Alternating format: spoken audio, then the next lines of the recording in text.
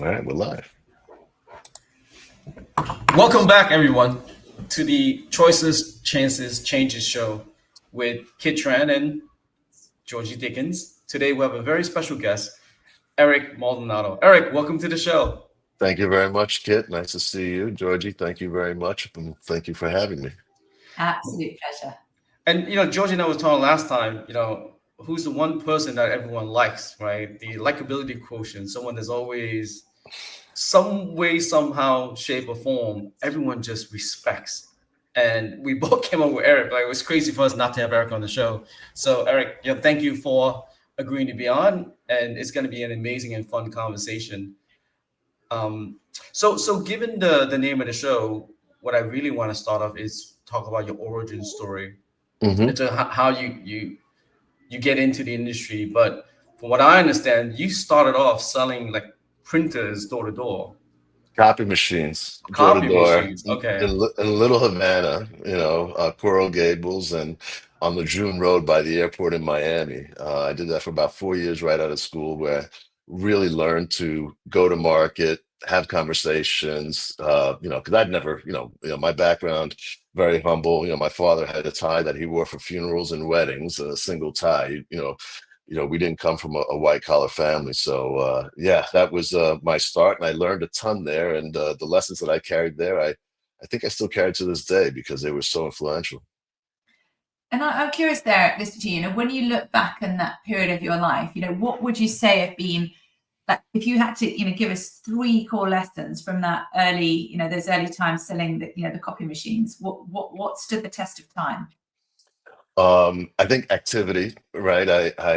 Because you had to be a high volume activity person, and that translates differently in today's world with technology. The ability to have a conversation quickly and get people on side quickly, because oftentimes, I'd rock up to a building with a copy machine and it'd say no soliciting on the front door, and I would walk right through there and I'd say to the lady up front, "Can I borrow electricity?" And she's like, "What?" Borrow electricity. And I would tell her I have a demonstration right next door.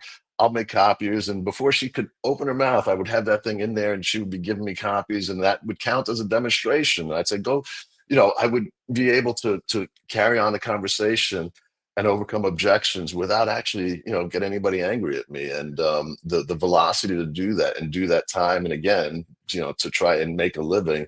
I don't think I sold anything for 9 months, but once I stopped selling.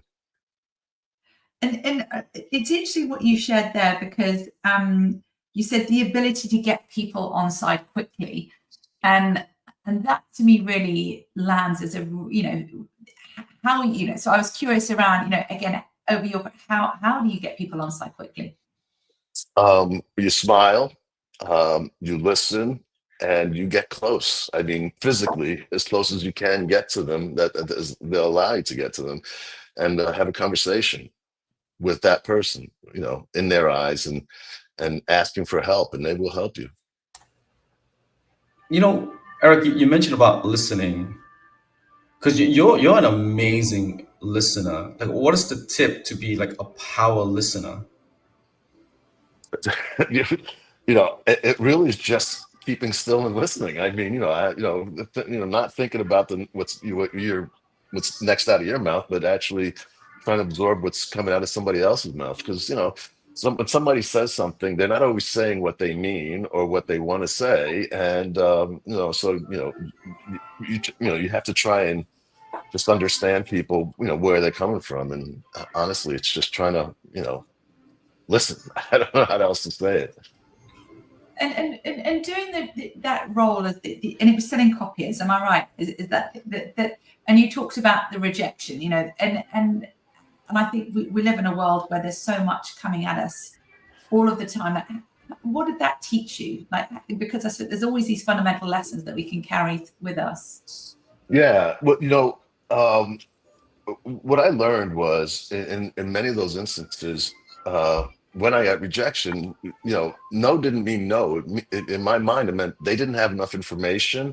I didn't Mhm. present it in the right way, or that they, they may need something else from me that I'm not presenting. So, I took notes, lots of notes around the environment that I was in, where I was getting rejected, the things that surrounded that person, And oftentimes I would come back to them with another approach to see if that would work. And because just because they said no today, it could have been you caught them at the wrong time, could have been you have an existing vendor, it could have been any number of things. But you need to understand what that is and to try and get to to a yes and try and influence change.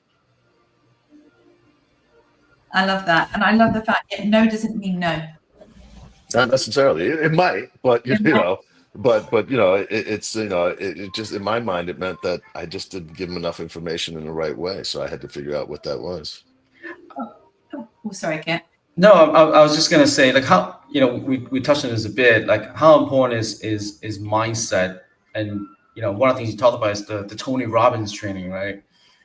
Which I think both you and I went through Yeah. in our past lives. Yeah. No, the mindset is important because when you show up and in that time when you're walking in the door, they had no idea you're going to come interrupt their day. They had no idea who you were. They had no idea that you were going to sell them anything. And we used to talk about the notion of a cold call close.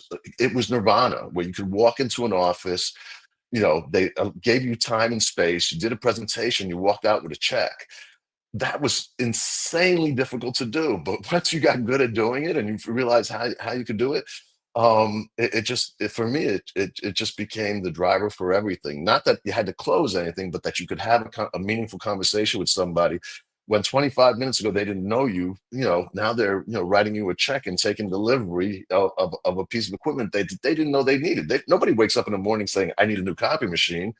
You're looking to drive that change. And again, that was a blunt instrument, a type of sale. But if when I started getting into, financial technology, when I went to work for Communicator, the predecessor company that we sold to market, I remember going to work for Leo Schlinkert, and he had hired a bunch of bond sales guys, and bond sales guys have a very different approach because they have a lot of different inventory and they can sell different things to different people. If somebody says no to a treasury, maybe they want to buy a corporate bond or with this yield and this tenor or what have you. When we sell technology, kid, all those years, the technology was the technology. So you had to figure out a way how to tell the story where that technology would fit, because I couldn't come back with a different thing. Our thing was what it was. So you had to figure out how can I, approach this, prospect with an opportunity to show him that I can add value to his life, help him make money, save money, be more efficient. So I do have a question because, before you joined Communicate and got into the capital markets disaster that we live in today, like you were actually at an internet startup, right? Yeah, I did a number of different technology startups from the mid '90s. From the mid '90s. Well, Communicated was an emerging startup. At the time we didn't call it fintech, we called it e-commerce. But yeah, I was at a number of different startups, and I learned a lot there around go to market. With thin resource, to accelerate growth, and we had some successful exits, some trade sales, and an IPO I participated in was a lot of fun. That was when the internet was just coming to boom and the bust, and the subsequent challenges in the credit markets. Enron, WorldCom led me to join Communicator. But do you have like a strategy to help make the choices that you made, and or how you changed the way you think? For me, it was always looking around the bend, right? I mean, I learned to sell. I worked at 3M and ADP, or Lanier and ADP, and then I went to a string of startups. And again, the technology was just coming forward. I had a feeling technology was going to be around for a while, and it was interesting to me, and it was new, and it was represented a new market. Now, candidly, I probably went on 100, interviews with different internet companies, and I couldn't understand how they could make money. I just didn't understand their monetization strategies. And I came across a company that was providing web hosting, application management, which is, version one of the cloud, today. And I thought, that I understand. That's an infrastructure sale. It's a managed service sale. I can sell, and that's how I got in. I didn't know anything about technology at the time, but again, I just was curious and I learned. And I enjoyed being a technology, selling technology. But as the value proposition for technology moved more upstream, that's when I moved towards communicator, and it became more of a business conversation around leveraging technology as a delivery mechanism and outcomes as opposed to selling pure technology. And I'm curious, you've mentioned, we've talked a lot about sales. Where do you see people get in their own way when it comes to sales? What are the core things where people fail? Yeah, I think it's just, they just don't do enough learning, all right? Because it's what happens is if you have a good product, and it's something that that customers will buy. It might not doesn't necessarily need to be a need to have, could be a nice to have. I think people just don't spread themselves out enough. They don't reach out to enough people, right? I mean, because you sell one person a solution, he probably has some friends. Who are his friends that you can talk to help you out, right? And leveraging those relationships. I found it very important to be a connector for my clients because they were my connectors for their world, right? In every business, there's a center of influence. Somebody who everybody looks to provide thought leadership. How do I get close to that person and align myself with their vision, their goals, and learn from that person so I can go talk to their constituents around how I can help deliver value. It's about being out there. I mean, sometimes it's just doing 100 hours a week. Yeah. And I love what you shared there, like who is the person of influence, and have an intentionality about getting close to them and making their, I suppose, reciprocity in that relationship. So they're also getting value from that relationship exchange. That's right. That's right. And what would, again, and I really hear you where, always be looking around the bend, always be learning. So that for me, and I remember Lance, you've worked closely with, and Kit's worked closely with, there's that voracious learning, like always be looking, you said about, growing and that incrementalism. There's, you can always raise the bar, and it's a big IHS market, but you can always be raising the bar higher. That's right. Yeah. When you look at, clients and the challenges that they have, it's always the spaces in between, right? So we had a lot of products and services, but the innovation came from looking at what the client needs were, what we had, and oftentimes there was a gap. And if we could solve for that gap, that's where really, really good stuff could happen, because then all of a sudden, we're not selling two things, we're selling five things because we're solving for a gap. That might be something that we don't do. Maybe we partner with somebody or something we have to create. But being curious and understanding clients, how to solve their problems. And so long it's a problem that's scalable that you can sell to a bunch of clients, you can really make a difference in people's lives and how you run a business. I always think about early days at Market when Lance and the team were making a lot of acquisitions. A client said to me, "You guys don't want all the land; you just want the land next to yours." And I thought that's exactly right. It's it was important and profound so fast, and we just wanted to be the adjacent thing to us and get that and grow. But as you keep doing that, all of a sudden, you look around and, we went from being a data provider to a software managed services, data across multiple asset classes, and just solving problems for our clients. You talked about the word curious, and I'm curious around how to ask questions, because a leader shared with me not that long ago, he said one of the defining features he sees for leaders is not having all the answers, but it's asking the right questions. And I was curious again around how you ask questions to generate that insight from those on the other side. Kit has heard me use the reframe where I say, because I'm not afraid to ask a silly or stupid question. And so I'll always oftentimes say, silly sales guy question here, because I just don't understand what's going on. And I'm being completely truthful and honest in that, because I just don't understand what's going on. It's a little bit like the old Detective Columbo, where you ask a question and they answer it, and that leads you to another question and they answer it, and you just keep trying to understand to get to real understanding of what they're talking about. And And sometimes because I want to draw out the answer so I have a better understanding, but sometimes I just want to see where this thing is leading to, right? So you know, and again, it's all about, you know, being curious and learning around, what are the business objectives that I want to get done, the client wants to get done, and can we meet them in a place? And the more information I have, the easier a better story I have to tell. And I don't know if I remember Columbo we used to watch, and I'm thinking you're Detective Columbo. Is that who you're? Correct. Yeah, That's right. Yeah. I love that because it's like an investigation in the nicest possible sense. I suppose, and that goes back to what Kiet was asking about the listening. The more attuned you are, the more you're listening, paying attention to what they say. But you talked about the space in between. That's then leading to the next question, based on what's coming up from them. That's exactly right. And if you think back to that show, he was always on his way out the door, and he'd say, "I have one more question," and it's that last question or that one more that oftentimes unlocks the conversation in a way that leads to some great outcomes. And Georgie, to what we talked about last time, right? Is having the attention and intention in every meeting. And I see a lot of salespeople going to meetings where they just focus on talking because they want to hear themselves talk. Right. Right. There's a reason why you have 2 ears and 1 mouth, right? And Eric's like one of the best where he just goes in and he listens and he keeps asking the right questions, etc.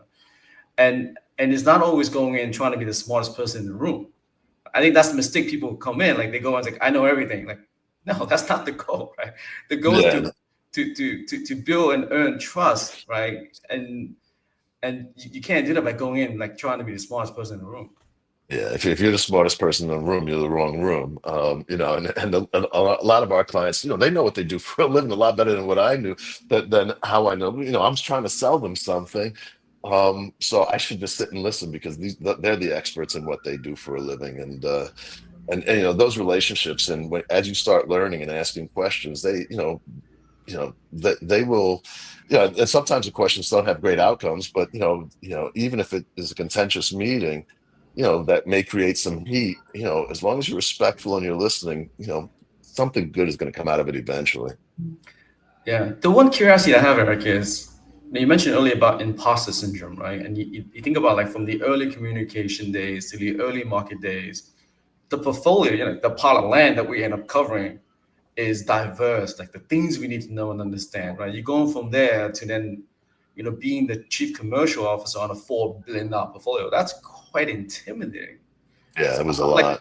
how do you like manage that vast knowledge you need to attain? Well, it was a team effort. It wasn't me alone, and having a great team around you makes it easy. And again, it happened organically, through years, right? So it didn't go from zero to $4.5 billion. It went from zero to 500 million to a billion to 2 billion to 3 billion. So again, it doesn't feel as awesome a task when you look at that. But honestly, Georgie, to what you said before, I'm not the king of great ideas. It's having a team around you that you could trust, support, and empower to go out and create the room for them to succeed, and they'll help you out. I mean, honestly, if I thought about myself carrying a $4.5 billion business from a chief commercial officer perspective, you could drown in misery just thinking about that. I mean, I really focused on how did we do today, how are we going to do tomorrow, and are we delivering against the commitments we made to our product partners and our bosses, and let's figure out as a team a way to get there. And if you put the right people in the right seats, it's just so much easier. You mentioned the word there, drown in misery. I was curious, again, going with the theme of curiosity today. What are the types of things when it comes to leadership that cause you sleepless nights? Surprises. Things that you don't see coming out, and all of something shows up, or that deal that had some language in the terms and conditions that weren't exposed, or the renewal that got canceled because we weren't paying attention. It surprises the thing that you wake up in the morning. It could be a bad day. You could get bad news, but it feels particularly painful if it's a surprise, right? And I tell people, let's not be surprised. Don't let your team surprise you, and driving that inspection all the way down so that things surface. You can deal with them when they surface. it could be bad news and you have to deal with it, but at least it's not a surprise when, when you get surprised. And if I have to surprise something bad happens, and I used to have to surprise, tell, whether it was Michelle Troney or Jeff Gooch or Lance or Shane, that, oh, what, this happened. You just feel like you didn't do your job because you didn't, because, you were surprised by something. I I think hate there's a lot of surprises surprises. in the world at the moment. Yeah, exactly. A lot of incoming news. So I think people listening will really resonate with the word surprises. How do you deal with the unknown unknowns that you can't, I mean, to your point, I think many surprises shouldn't be surprises, but there are things we simply Yes. have no would have no way of, there's no crystal ball. Yeah, that's right. That's right. But how do you, like, despite all these like bad surprises that you see, like how do you still, drive the day with this such positive attitude? Like what's the secret ingredient? Because I would go on calls with you, right? And we would Yeah, say, but you know what? I- we have a really great we had a really great gig, right? What did we do? We traveled around the world. We talked to, great clients at major financial institutions. We talked about, really relevant themes, whether it be sustainability, the financial markets, the climate. I mean, we're talking about really interesting things. We're eating dinner at great restaurants. We're traveling around. um, Nobody's dying. We're not doctors. We're not like the the worst thing that happens is we lose a deal. We get surprised by somebody. We fall a little bit short of our goal. We have to keep it in context. There's, this is, we live a really good life in what we do for a living, and if we have to take our job seriously without taking ourselves too seriously, and just figure out what we need to do. And if our communication's open and authentic, because you got to fire people, you got to hire people, you got to make some tough decisions.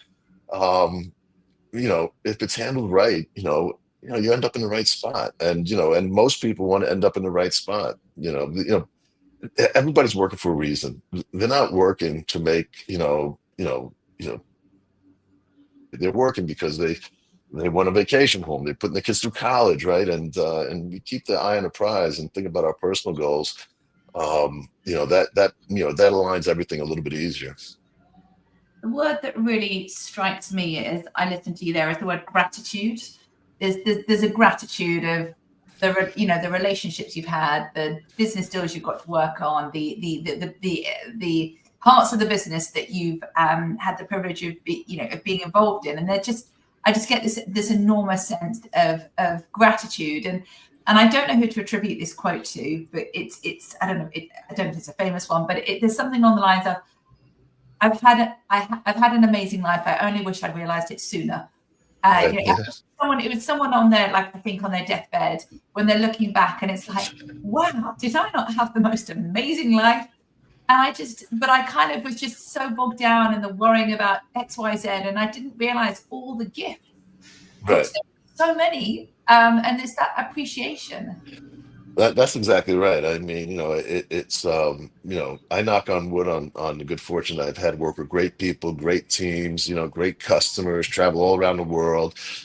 Kit can talk to you about me and him smashing crabs in Singapore. That was an experience. I mean, me and my partners did a lot of great things together, and it's been fun, right? And if you can have business fun and be productive, hit your goals. I mean, that's an ideal situation to have. no, but it's amazing where, and I love the way you approached it, where you treated us as partners, right? Like we're Right. business partners, we're doing this together. So, what are some of your secrets to like great collaboration? That there are no secrets. Everybody just needs help. I mean, there is. It's a team sport when you go into business, and you're driving down the road and you're trying to get a deal. The whole notion, especially in sales, of these mercenary sales guys that are going to do on their own, that's been long gone, right? So, when you're dealing with complex and relevant topics like we did, you need experts. I wasn't a derivative expert. I wasn't a climate or sustainability expert. I wasn't a fixed income expert. I wasn't, a securities finance expert. But there were experts around me that I could surround myself with to help, drive a great outcome. And actually, you actually can't move off of the first just take that first step unless you have a team next to you and you know who you're going to call on. Yeah, I think the best managers just understand how to orchestrate resources in a way that delivers amazing outcomes for the people that are on a team, for the customers, for the business, the stakeholders. It's all about that orchestration. Where my head's going to from a curiosity perspective, and is the you talked about the intensity, and I mean that with a real positive lens, the busyness of the role, and Kiet's role, the busyness of that. How do you stay fit for purpose? How do you make all the pieces of your life fit? Because there are competing demands, and Kiet has worked very closely with you, and he talked about your spirit, like just a positive spirit, like a person people want to be around. Like, how do you stay fit for purpose, and I suppose I'm layering questions here. Stay fit for purpose and bring that positive attitude consistently. Yeah, well,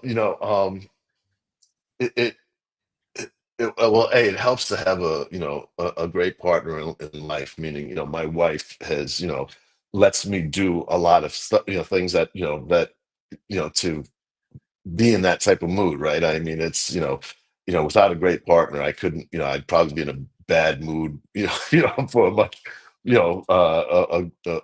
maybe a bigger portion of my life. But so that's number one, is having a good partner that helps you, kind of get through some of these times. But at the end of the day, when you're standing in front of leading, I don't find leading by intimidation or force or control is not effective for me, and I can't do it for anybody else. And I find that to create great followership, I want to understand, you spoke earlier about the CEO of Chanel, how she knows everybody's name.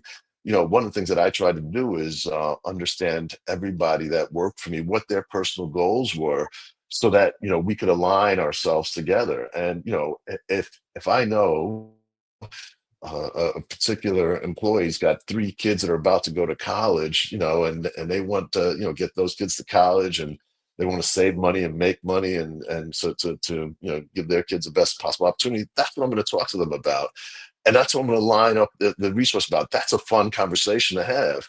We'll get to the business stuff later, but if he knows I'm thinking about him in a way, or she knows I'm thinking about them in a way that makes a difference in their life, our incentives are all lined up to go do the right thing and come out with the right area. And those conversations, you can't be in a bad mood to have that conversation, right?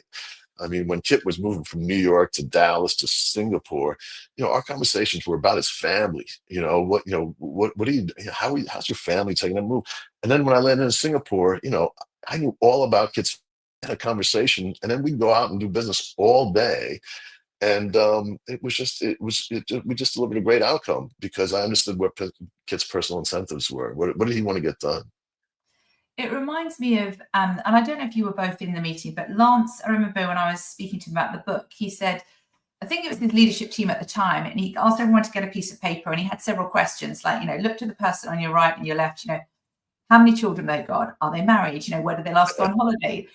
And to be like, how well do you really know each other? Because that you had that great question, the secrets to great collaboration. And what you're saying there, Eric, is that relationships, actually knowing who each other is the foundation. You can't 100%. skip Yeah. over that.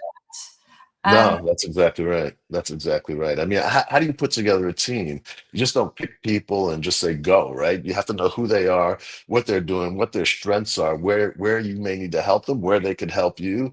And that all comes from understanding who they are and what they want to get done, and how do you mutually get to the spot together.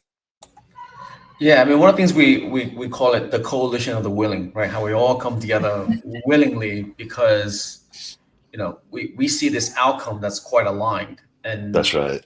I don't want to go to details on some of our MDs or partner offsites, right? But a lot of these, there's so much opportunities for us to get to know each other and collaborate in a lot of in interesting scenarios, put it that way.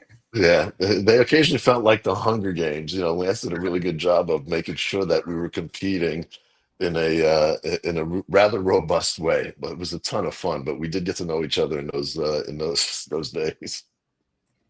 And you said the word fun there, and you know that feels like an important one to underscore. Like yes, work is serious, and I think for everyone, anyone listening, you know, there also needs to be fun. Like we're only on this path, you know, we all know we're going to get to the finish line at some point. That's an inevitability. And I sometimes see in my coaching work, people are so fixated on an outcome. You know, I'll be happy when, I'll get balance when I retire, or it's, you know, it's living in the future, and we've only got Right. access to the present moment. So, and not every day can be fun, but on balance, there needs to be at least a little bit of it. No, there does. I mean, and I disagree. I think every day can be fun. And you're right. I mean, oftentimes you talk to people and they'll say, we're almost there. And you have to remind them, I mean, where are you going? Let's, we're here right now. Let's do something right now.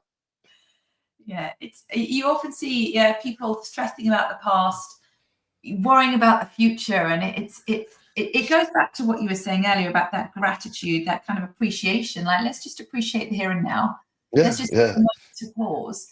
That leads me to, I suppose, a question I've got where when I'm thinking about, you know, the here and now, everything is moving so fast with the convergence of technologies and data, and everything is moving so fast. What's your advice? Let's say you had a mentee that came to you to be like, how do you lead with impact and influence in today's very, very volatile world? What advice would you give to them? Yeah, well, it is moving fast. One is read a lot, right? I mean, you know, I mean, because there's a lot of information available to help deal with, you know, fast. I mean, you think about, you know, the laws that are being passed, what's happening in the crypto world, you know, I mean, there's information available every day, and I think, you know, if you don't start your day by, you know, taking some time for yourself just to educate yourself, read, you know, and it could be podcasts, could be books, could be periodicals. But you know, I tell people just to get informed, stay informed, and understand what's happening in, your world, your personal world, your business world, and everything that's adjacent to that. Because there's a lot going on. The second is just to make sure that you have somebody to speak to about some of the ideas that you have around, you know, what's happening, right? And you talk about a mentor-mentee relationship; those are critically important. You know, I'm a big believer that, you know, we should talk to people that have been there before, but we should also, you know, one of the things that Lance did when we were at Market, you know, he made the execs have a 22-year-old, you know, reverse mentor. So, you know, we could understand, you know, what's happening in the world today from their view. What technologies are they using? How are they, you know, leveraging some of the technologies, and make sure that we had an understanding of, you know, how that world has changed and how, you know, younger people are viewing things differently than we are. So, you can learn from anybody and everybody that's around you. I gotta say that was a great program. I mean, my mentor, she's a 22-year-old, she's starting her career. I learned so much from her because a Right. lot of times, you know, we build our career and we build our understanding. It's like always, you know, when I was growing up. Well, when I was growing up, it was a different time, right? Right. Yeah. So, how do we understand what the current times are and to remain relevant as a leader, right? That reverse mentorship was so important. Yeah, I always think about it. Our foundations would be different, right, than theirs, because, you know, the way we did things, and to understand foundationally what's important to them could change the way, you know, you or I think about how we approach something, because of, their foundations are different. If we take some of that assumption, build it into our own, you know, thinking, I think that could really be helpful to a lot of people. You spoke around, you know, we talked about how do you lead with impact and influence in today's world, and you talked about reading a lot. You know, stay informed, understand what's happening in your world, understand what, you know, is happening adjacent to it as well. And that made me wonder, you know, I've loved the saying, and I'm trying to remember who to attribute this to. So but it's win the morning, win the day. There's something about how we start our day has such influence over how we make decisions, our energy, our attitude. I keep saying curious because I like that word for today. What's your morning routine? Like when your alarm goes off, between then and when the first, you know, your first business meeting, like what does that look like? Yeah, you know, and I'm in a bit of a transition phase now, so that my mornings look a little bit different. I've always been an early riser, right? So when I was commuting into the city every day, I was up at 4:50. I was on a train by 5:50. I didn't look at my phone until I got actually to my desk, right? Because again, I didn't want to start my day with emergencies, right? Because I know that, what, we're going to deal with it when we get in.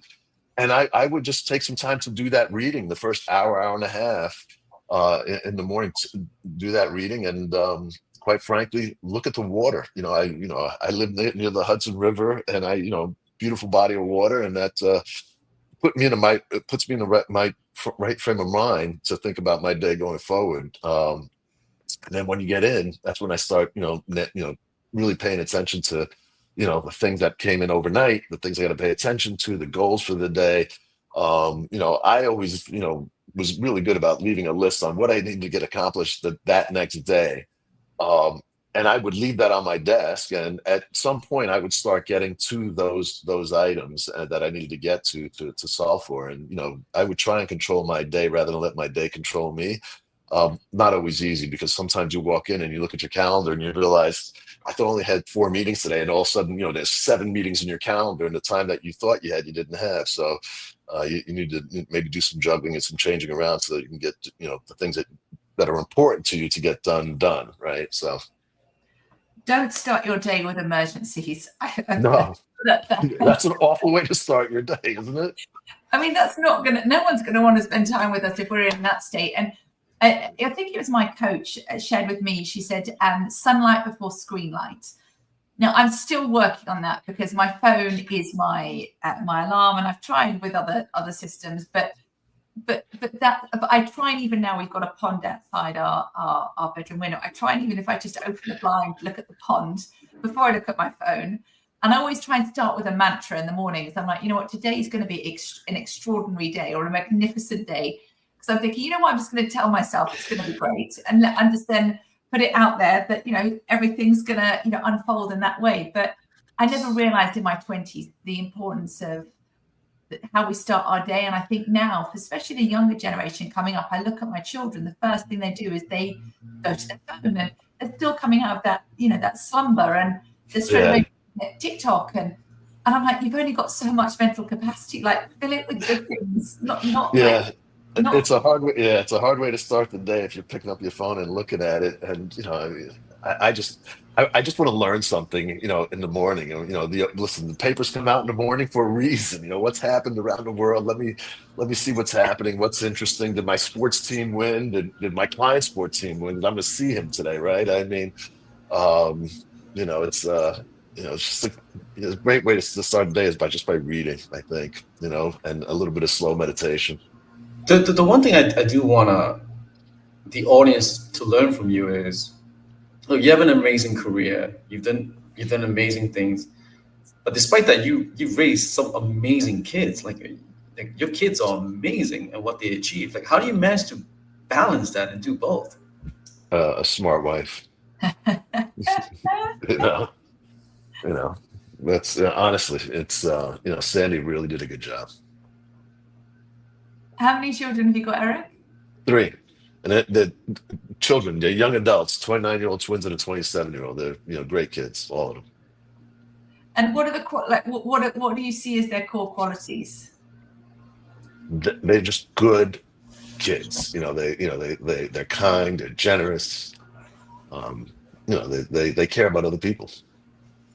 Since you say the word kind, my son, my youngest son, recently they had like an end of term or half term prize, and he won the award of the school for being kind. And he's like, "Oh, I won the award for being kind." I'm like, "That's amazing! It's fantastic." Yeah, I mean, skill. Like, let's be clear, kindness is, it's one that's going to really. So people, and the thing is, it's interesting because I think. I'm so pleased the outside world sees his kindness. When I see the children together, they're not so kind to one another. Yeah, exactly. Yes. And also I thought, as much as I was like, kindness is such an extraordinary quality, I thought also, do you know what?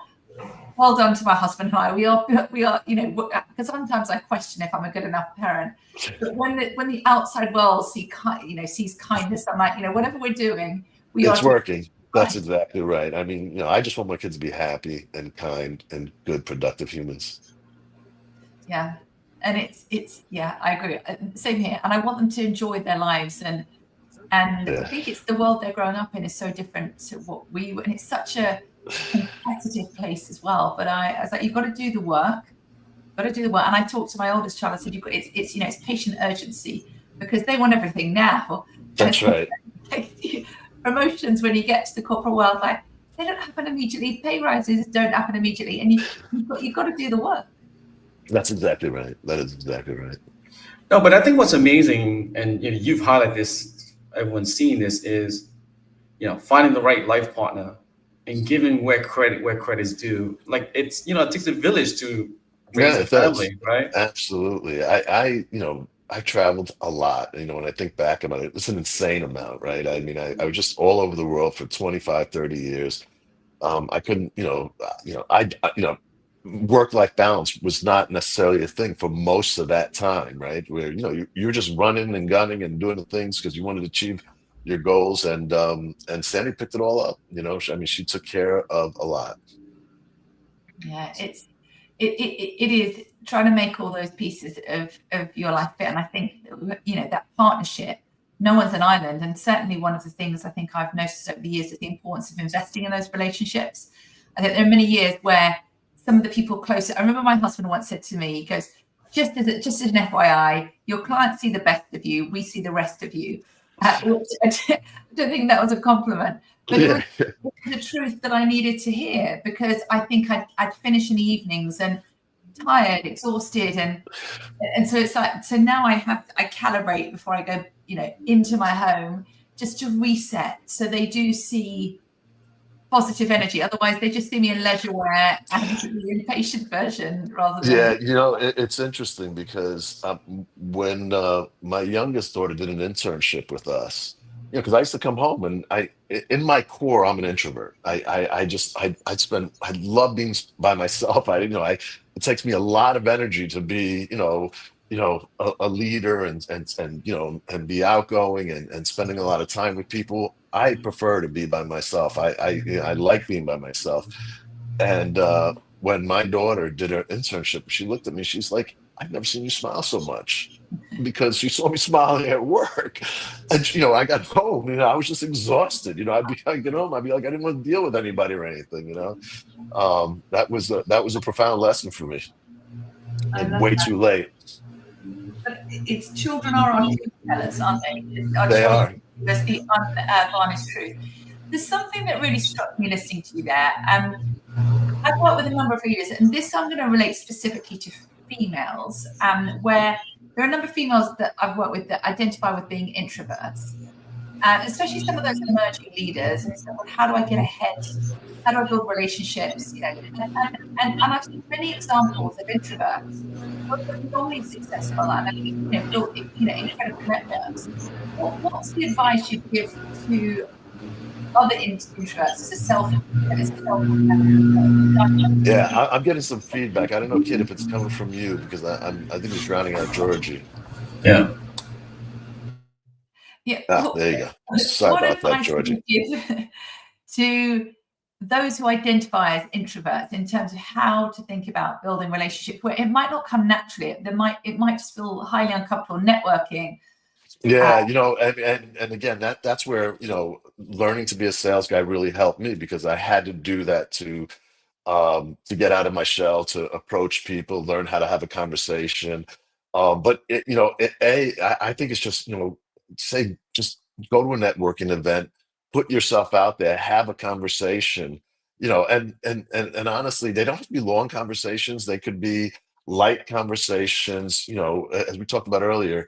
You only have to ask a question or two and just listen, and remember what you've learned, and maybe take a note or two. I used to, listen to people. I used to grab their card and write down, probably 3 pages worth of notes on the back of their card about everything I've learned about that person, their family. And, listen, people love talking about themselves. Introverts, all you have to do is ask people about themselves and let them do the talking. You don't have to put yourself out there. You don't have to spend time talking. Just ask the right questions and figure out know the questions that you need to ask and that you're going to have in your back pocket, so you're ready at any time. And I think what you shared there again is really worthy of underscoring the piece about, on the back of the business card, you'd write people's, their things you'd learn. And I used to be in sales for many years, and I kept a spreadsheet, what do they drink? When I used to go and see them, if I brought them a coffee, specifically what coffee, where did they go on holiday, what their children called. Right, exactly. And to your point, people like talking about themselves. And when it authentically you've remembered and you're able to kind of relay that, I think we all want to feel seen and heard. And when people remember that stuff, like it's what's the difference that makes a difference. It doesn't take a huge amount of time, but it can be profound in its impact. Yeah, and you could close a relationship gap immediately, right? I mean, I always think about those little notes that you take. It could be guys from Buffalo. He's a big Buffalo, and you see an article about Buffalo, and you say, "Hey, just thought of you," and you just drop that. You don't ask for anything in return. You just drop it in their email box. They'll read it. They'll think about you. The next time you call them or you reach out to them for something, they'll remember that you thought about them because you saw an article that was something that interests them, and you sent it to them, and you said, "Hey, thought about you on this," and they'll come back to you with something meaningful. I totally agree. I love that because it's staying front of mind and it's being in service. To your Right. point, it's not being attached. I'm not doing it because I'm trying to get something. It's like I thought of you, and relationships are built on trust, and that trust it takes time in different connection points. That's right. It's the give-get rule, Eric, which we've all learned. That's right. Yeah, that's right. That's exactly right. Now, go ahead. I'm sorry. No, go on. No, I was just going to say that, in that, we talked earlier about, when I worked at 3M or Lanier, one of the things that they did, evangelize was servant leadership, right?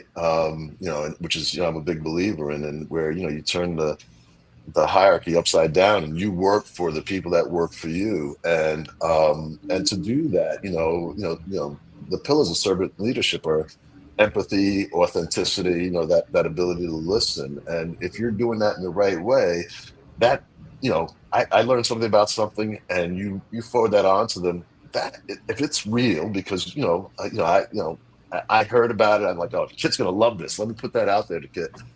Kit will feel that in a very real way. And that relationship gap will get, will close because, you're sharing something and you care about that person, and they really believe you care about that person, and they'll respond appropriately. Now, out of curiosity, what career advice you give your kids? That's a great one. Well, one of them went to law school, and she, she was just the rocket scientist. So she got no career advice from me other than just look out for yourself. Around being productive, having fun, and find your path. And it's not a race. Don't worry about anybody else to your left or right. Just think about what you're doing every day, and if you enjoy what you're doing, you think there's some road for you to travel in what you're doing, do it. If you're not sure, start exploring. It's the most difficult thing in this world today to give career advice, because the world is changing so fast. I love being a sales guy, but I don't, it's not for everybody. And, it's not something that I, would say, hey, this is the way you should go. And as it turns out, two of my kids end up in sales, right? They love it, or well, I think one loves it. One, not sure, she's still trying to figure it out. But I just want them to be happy and productive. Career advice is something that they come to me and ask me how do I deal with certain situations, but I don't know if I've got the right answer there. And out of it, to flip the question, what's one piece of advice you've been given in your career that stayed with you? Yeah, do the work. Honestly, at the end of the day, it feels like every 3 years, everybody's like, work smarter, not harder. Yes, you have to work smart, not hard.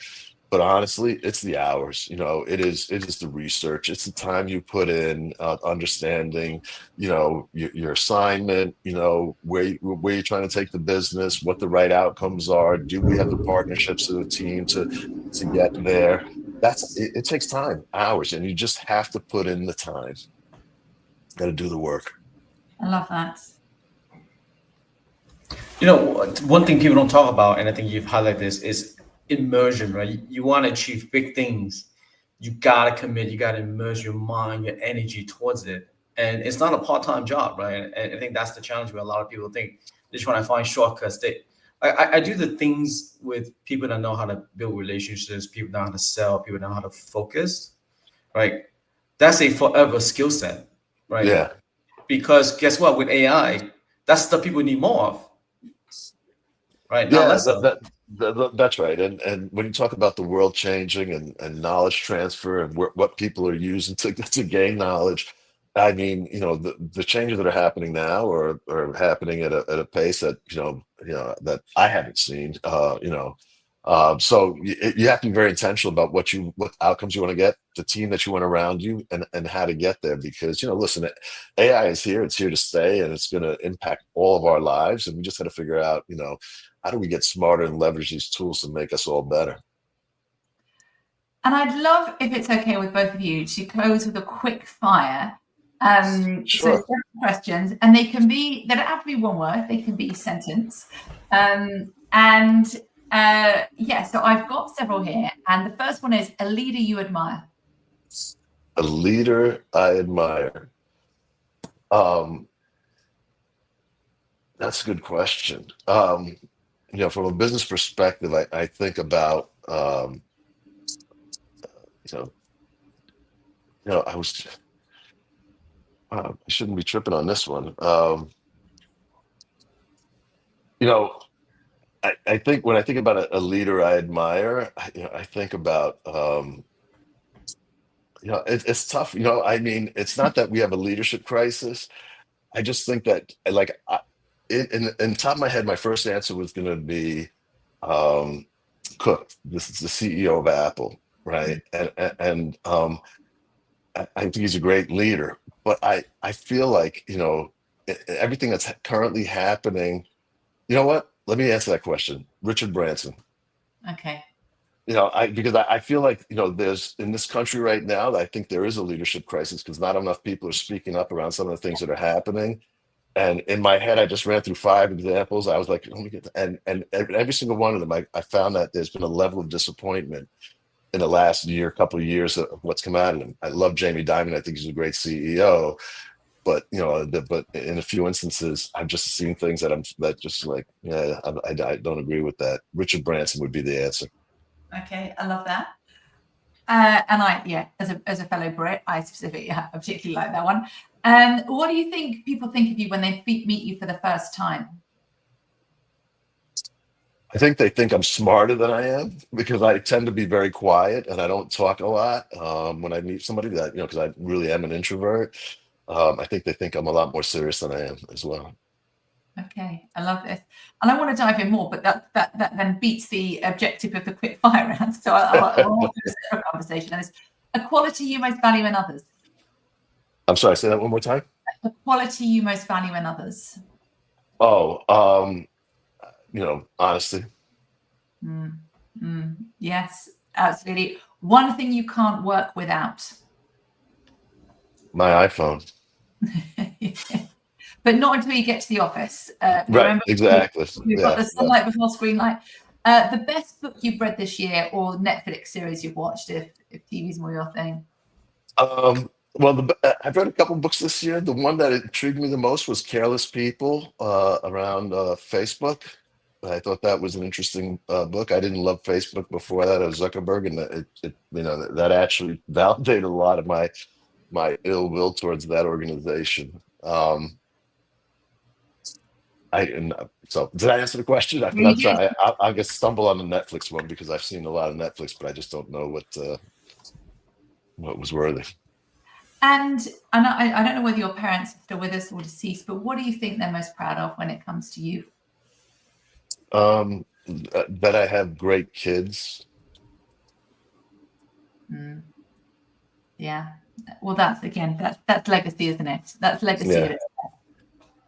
Yeah. No, it's no, that They know I'm happy, and that's probably the second thing. But having great kids is it means a lot about it says a lot about my wife and my family and how we approach things. Well, I think if them wanting to know you're happy, if anything, judging by every interaction I've had with you, I think they can say they did a good job. Yeah, absolutely. Thanks for So that. I'll pass to you. Quick fire round. It's only didn't prep you on that, so it's thinking on the spot. No, that was great. And thank you, Eric, for being on today. And thank you to everyone for your continued I really support. enjoyed this conversation, Kit, Georgie. I really appreciate it. No, thank you. Look, we for honesty, we don't know what we're doing, right? We want to keep it authentic. As you can attest to, there's not a lot of preparation. It's just Yeah, no, I was a little bit concerned when I woke up this morning because I had no notes. I got up, got my notebook down, and I made exactly 0 notes in preparation. But I thought I did come to my desk early to try and get my head straight.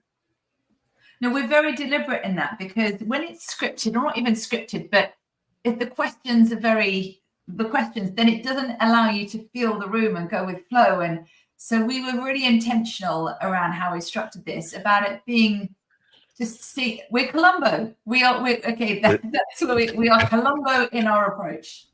I love that. No, it was a really great conversation. Thank you. Yeah, and thank you, everybody. We cannot have a better first guest.